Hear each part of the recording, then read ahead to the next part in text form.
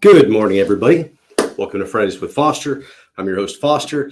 Sorry, I'm a couple of minutes late. I was actually talking to a client about communications, which it's just so funny how coming from the standpoint where I used to kind of communicate at people instead of with people, it can still be a struggle sometimes for me. So just a double espresso this morning. That's really good. Did I don't know if I told everybody that I actually ordered an Nespresso advent calendar. So every day I get a different Nespresso, which is really fun. But it's kind of silly to me how excited I get for that, whenever when the morning comes and I get to reach up and open it up. So anyway, I just want to check my mic and make sure that I'm good because I'm not using my lapel mic anymore. So I'm using a big blue mic. So what are we going to talk about today? Well, today we are going to talk about, it's a little bit of a misnomer there. The idea is to discuss to-do list, right? You're still struggling with the to-do list, but it's a little bit more than that. We're going to talk about goals, about time, et cetera, et cetera. So there are a bunch of steps and suggestions for tools that again, very few things that I discuss are a new mousetrap. There's very few new ideas. But if you're in the right place to hear it and process it and implement it, hopefully I'm suggesting things and tools to you in a way that you can hear and implement and understand. So to-do list, man, my dad is probably one of the biggest. My dad has legal pads on top of legal pads. He's a writer, right? So not that he doesn't like software. He does like software, but he has so many legal pads worth of just to-do lists, and he's fine with it. My dad's really efficient. He works really well that way. And I appreciate that with him. I can't quite do that because things get lost in the moment or they get lost in the list. And anyway, it's just a lot that doesn't work for me like that. So this isn't necessarily this is not an ode to my father because he's all right with his to-do list. But for a lot of people, they have these to-do lists or lack thereof, or they try it and it doesn't work, and it's just a struggle. And being organized is a struggle.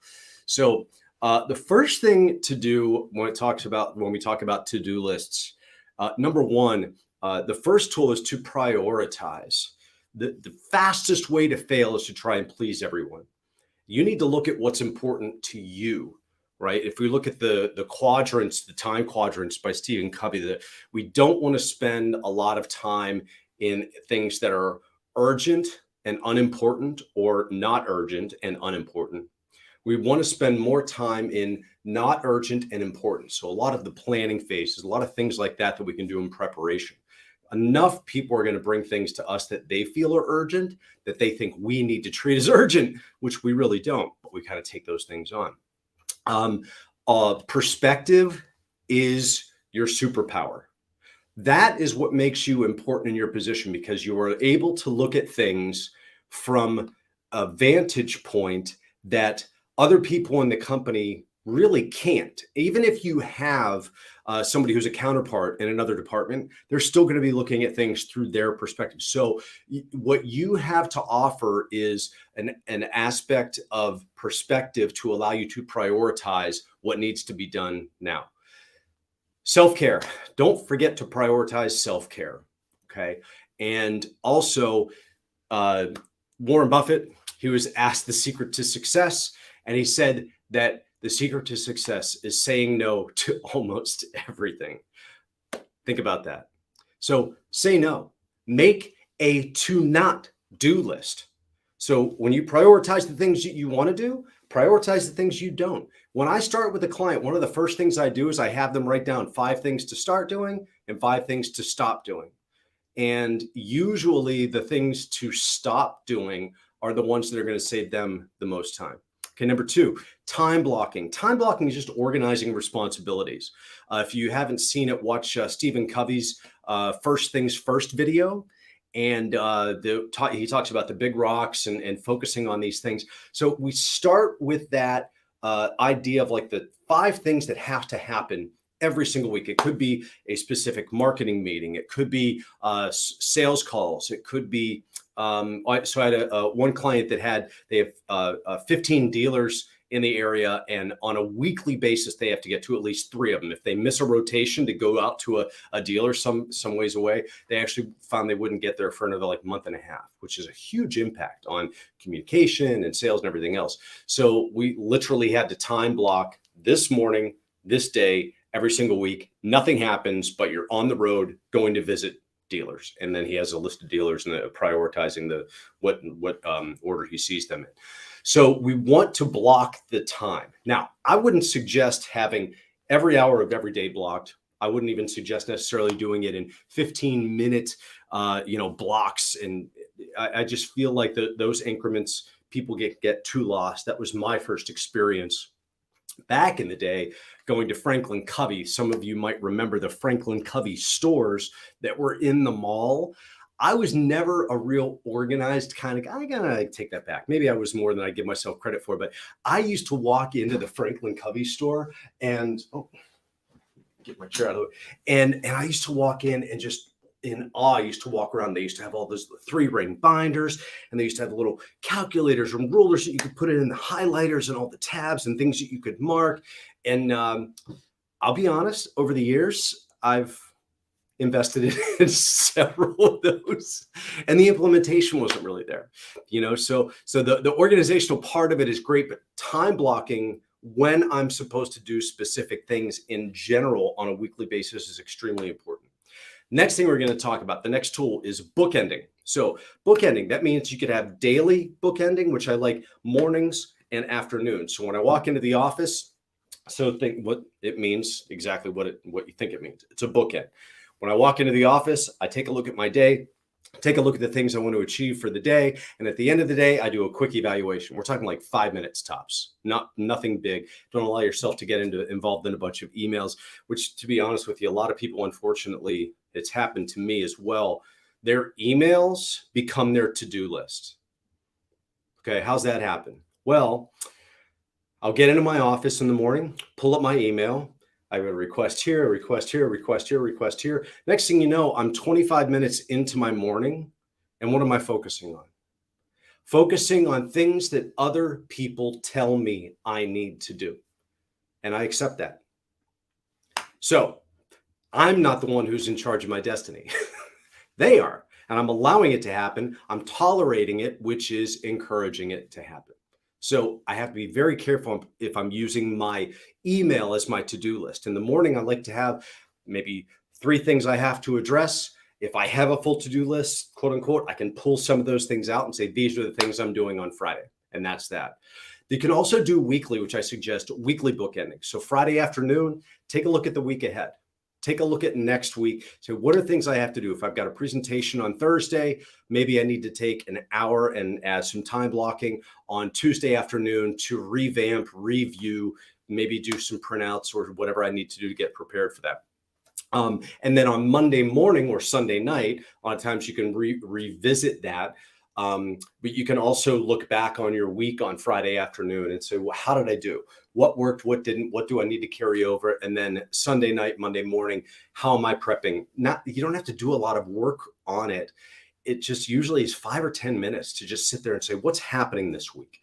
That's where I honestly will find a lot of my calendar conflicts and things like that will get into my calendar and say, oh, wait, I have somebody scheduled twice because maybe we moved their coaching session, but it wasn't, I forgot to update it, or maybe sometimes it actually doesn't happen if I'm not paying attention. I delete it, but I don't confirm it or whatever. And then I have a slot taken up. So bookending, the Sunday night, Monday morning works well.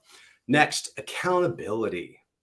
Tell somebody what you're doing with your time, how you're making an attempt to make better decisions with your time and prioritize. Tell a friend, tell a colleague, tell a coworker, get a coach. A lot of people hire me for accountability because they don't have anybody to be accountable to, or their spouse is tired of them turning to them for accountability. And and when I come down to it, a lot of times the accountability, I'll say the spouse will say, I've been telling them that, and I said, yeah, but I'm not married to them, so they're liable to listen to me through a little bit of a different screening process. So also, if you don't have one, share with a peer group, right? If you don't have a peer group, create a peer group. You can create an email group with people that maybe has some kind of a daily check-in, something like that you can do with maybe just, hey, these are the 3 things I'm going to do today, or hey, I stuck to my plan today. It doesn't have to be a 50-person list. Could be like maybe 3 or 4 of you that really want to get a better handle on your prioritization and efficiency. Next, this is a tough one, and I'm sure people have heard this before, but set an organization as a goal with a consequence. So if I stick to my list, if I stick to whatever my blocking is or my bookending is, then I don't have to do something that will negatively impact me, like making a $1,000 donation to an organization I don't like, such as Penn State, Notre Dame, or the Baltimore Ravens. If I have that check sitting there, oh my gosh, I'm not going to want to do that, right? So so to have a consequence right now, the consequences, I just kind of slide back into how I had done things before, which in my mind was an evil that was sufficient. I could deal with it at the time. It's a devil I know, right? So I can handle it, but it really doesn't work.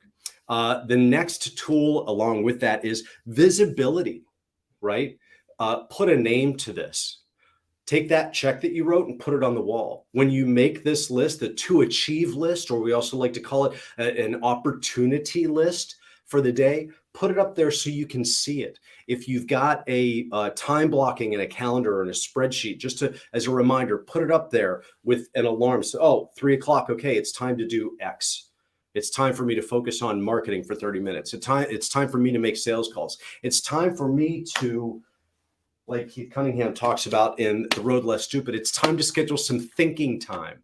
Or one thing might be to prioritize it, what I call an hour of power, a half hour of power. It's just organizational. It's just CEO business that I'm attending to. Maybe it's just some ideological things with the business, maybe from models. What kind of models can we have? What different markets can we go into? I'm just going to sit down and think about it for a while, but I've got to put it on my calendar or it's not going to happen. Okay, next, tracking.